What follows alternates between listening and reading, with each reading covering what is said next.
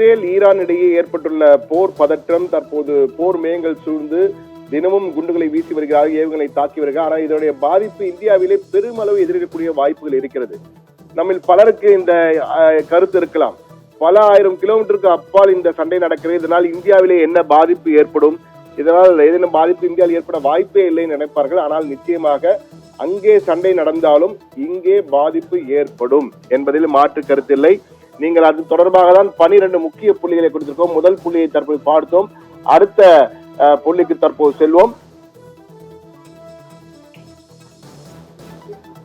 முதல் பாதிப்பை பார்த்தால் நீங்கள் நினைப்பது போல் பெட்ரோல் டீசல் விலை உயர்வு என்பது நிச்சயம் ஏற்படும். பெட்ரோல் டீசல் விலை, அதே போன்று கேஸ் விலை, வீடுகளில் பயன்படுத்தக்கூடிய எல்பிஜி உடைய விலையும் உயர்வதற்கான வாய்ப்புகள் அதிகம் இருக்கிறது. ஏனென்றால் ஈரான் எண்ணெய் வளத்தை அதிகம் கொண்ட நாடு, இங்கிருந்து பல நாடுகளுக்கு ஏற்றுமதி செய்யப்படுகிறது எண்ணெய். இந்த சண்டை நடப்பதால் இங்கே விலை உயர்வு ஏற்பட வாய்ப்பு இருக்கு. கச்சா எண்ணெய் விலை என்பது கிடுகிடுன உயரும். தற்போது $78 இருக்கிறது. ஒரு பேரல் கச்சா எண்ணெயின் விலை $78. இந்த 78 என்பது $130 வரை செல்லக்கூடிய அபாயம் இருக்கிறது. அப்படி உயர்ந்தால் நிச்சயமாக பெட்ரோல் டீசல் மற்றும் வீட்டு கேஸ் விலை கிடுகிடுவென உயரலாம். இதை தடுக்க மத்திய அரசு ஏற்கனவே ரஷ்யாவுடன் பேசிக் கொண்டிருக்கிறார்கள். பெருமளவு அங்கிருந்து எண்ணெய் உற்பத்தி கொண்டு வருவதற்கு. ஈரானிலிருந்து நாம் ஏற்றுமதி இறக்குமதி செய்வது என்பது குறைவுதான். ஆனால் Saudi Arabia, UAE, Oman, Bahrain, Qatar ஆகிய நாடுகளிலிருந்து தான் நாம் எண்ணெயை இறக்குமதி செய்கிறோம். Iraq, Saudi Arabia, Qatar, UAE இருந்து இந்த இடங்களில் வரும்பொழுது நிச்சயமாக கப்பல் மூலமாக வருவதிலே சிக்கல் ஏற்படலாம். அதனால் பிரச்சனைகள் உண்டு. அதே போன்று வளைகுடா வாழ் இந்தியர்கள் அனுப்பும் அந்நிய செலாவணி பெருமளவு குறையக்கூடிய வாய்ப்பு இருக்கிறது. இந்தியர்களை பொறுத்தமட்டில் சவுதி அரேபியாவிலே அதிக அளவு வசிக்கிறார்கள். குறிப்பாக UAE 35 லட்சம் இந்தியர்கள் வசிக்கிறார்கள். சவுதியிலே 25 லட்சம், குவைத்திலே 9 லட்சம், கத்தாரிலே 8 லட்சம், ஓமனிலே 6.5 லட்சம், பஹ்ரைனில் 3 லட்சம், ஈரானிலே 10,000 பேர் இருக்கிறார்கள். இஸ்ரேலிலே 20,000 இந்தியர்கள் வசிக்கிறார்கள். இவர்கள் எல்லாம் அனுப்புகின்ற அந்நிய செலாவணி என்பது கிட்டத்தட்ட 1 கோடி இந்தியர்கள் அந்த குறிப்பிட்ட வளைகுடா பகுதியில் வசிக்கிறார்கள். எனவே இவர்கள் அனுப்பும் அந்நிய செலாவணி என்பது மிக முக்கியமானது. இது பெருமளவில் குறையக்கூடிய வாய்ப்பு இருக்கிறது. அது மட்டுமல்ல, வளைகுடாவில் போர் பெரிய அளவு மூண்டால் நிச்சயமாக அங்குள்ள இந்தியர்கள் வேலை இழந்து வீட்டுக்கு வரக்கூடிய வாய்ப்பு, தாயகம் வரக்கூடிய வாய்ப்பு இருக்கிறது. இந்த வருவோருக்கு எப்படி சமாளிக்கப் போகிறது, அவர்களுக்கு என்ன வாய்ப்புகளை இந்தியா தரப்போகிறது, அவர்கள் ஏற்கனவே பணம் சம்பாதித்து இங்க வந்தவர்களுக்கு என்ன வேலை வாய்ப்புகள் ஏற்படுத்தப்படும் போன்ற பல்வேறு கேள்விகள் ஏற்படக்கூடிய அபாயம் இருக்கிறது. எனவே மிகப்பெரிய அளவு இந்த வெளிநாடு வாழ் தமிழர்கள் இங்கு வரும்போது ஏற்படும் என்பதிலே நிச்சயமாக அங்கு போர் அதிகமானால் வேலை இழப்புகள் அதிகமாகும். அங்கிருந்து இங்கு வருவதற்கான வாய்ப்புகள் இருக்கும். அதே போன்று விமான போக்குவரத்து என்பது கடுமையாக பாதிக்கப்படும்.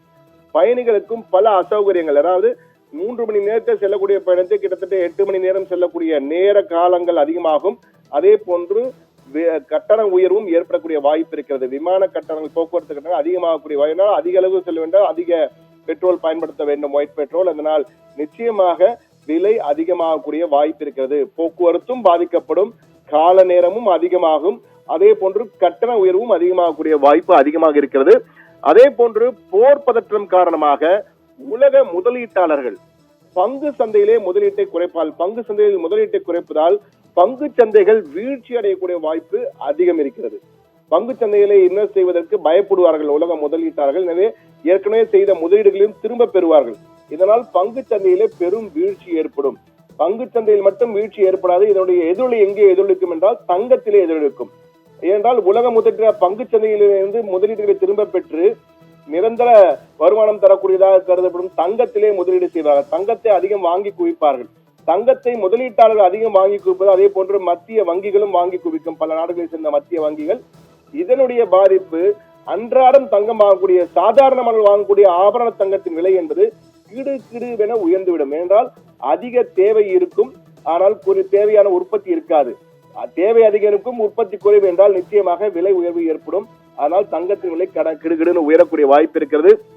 அந்நிய செலாவணி குறைகின்றதால் அதனுடைய பாதிப்புகளால், அதே போன்று உள்நாட்டிலே ஏற்படும் விலை உயர்வுகளால் பணவீக்கம் அதிகரிக்கக்கூடிய அபாயம் ஏற்படும்.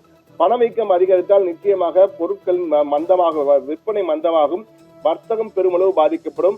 விமான போக்குவரத்து மட்டுமல்ல, கப்பல் போக்குவரத்தும் பாதிப்படையும்.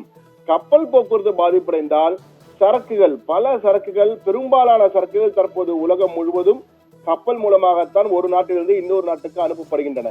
எனவே தற்போது அங்கிருந்து வருகின்ற இஸ்ரேல் ஈரானில் வருகின்ற பல பொருட்கள் நமக்கு வராமல் போவதற்கான வாய்ப்புகள் அதிகம் இருக்கும்.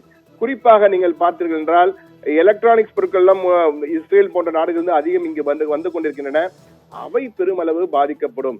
இதனுடைய பாதிப்புகளை நாம் நிச்சயமாக உணர முடியும். ஏனென்றால் அந்த அளவுக்கு இந்த பாதிப்புகள் நமக்கு பெருமறையில் ஒரு தாக்கத்தை ஏற்படுத்தும்.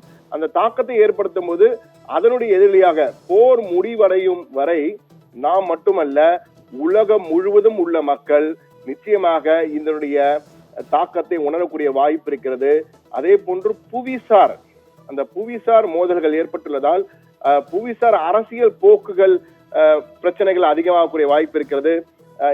இந்த இஸ்ரேல் ஈரான் மோதல் விரிவடையும் போது எண்ணெய் விலை உயர்வதற்கான வாய்ப்புகள் அதிகரிக்கக்கூடும். ஆர்முஸ் ஜலசந்தி என்று இருக்கிறது. அதன் வழியாகத்தான் ஈரான் அருகில் இருக்கின்ற இது வழியாகத்தான் கப்பல் போக்குவரத்து அதிகம் நடைபெறுகிறது. இதனுடைய பாதிப்பு இருக்கும். சூயஸ் கனால் அருகே பாதிப்பு ஏற்படலாம். இங்கிருந்து வரும் செல்வதால் சுற்றி கொண்டு, அதாவது இப்படி வருவதற்காக ஒரு 100 கிலோமீட்டர் சுற்றி கொண்டு செல்லக்கூடிய வாய்ப்பு ஏற்படும். இதனால அதனுடைய விலை உயர்வு அதிகமாகும். கட்டணங்கள் வருவதால் விலை உயர்வு அதிகமாகும். உள்நாட்டு கொள்கைகளை கலால் வரியை சரி செய்ய வேண்டிய கட்டாயத்திற்கு ரிசர்வ் வங்கி போன்றவை தள்ளப்படும்.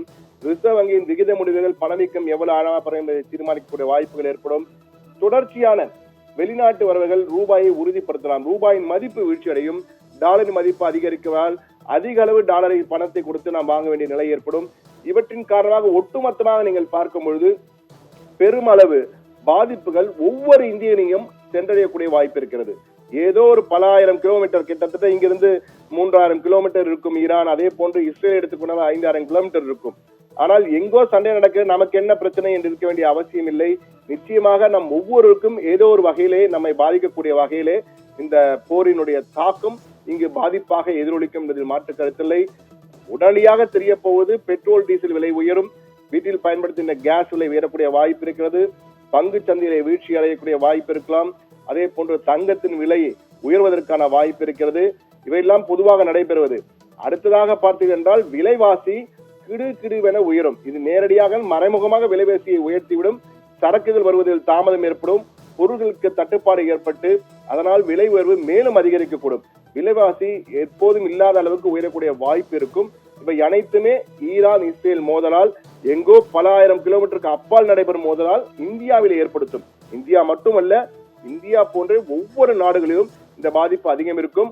ஆனால் இந்தியா இறக்குமதி என்பது, குறிப்பாக எண்ணெய் இறக்குமதி என்பது 80% வெளிநாடுகளில் இருந்துதான் இந்தியா இறக்குமதி செய்கிறது. இதனால்தான் இங்கு பாதிப்பு அதிகம் உணர்வதற்கான வாய்ப்புகள் இருக்கிறது. ஆப்ரஹாம், தகவலுக்கு நன்றி சண்முக சுந்தரம்.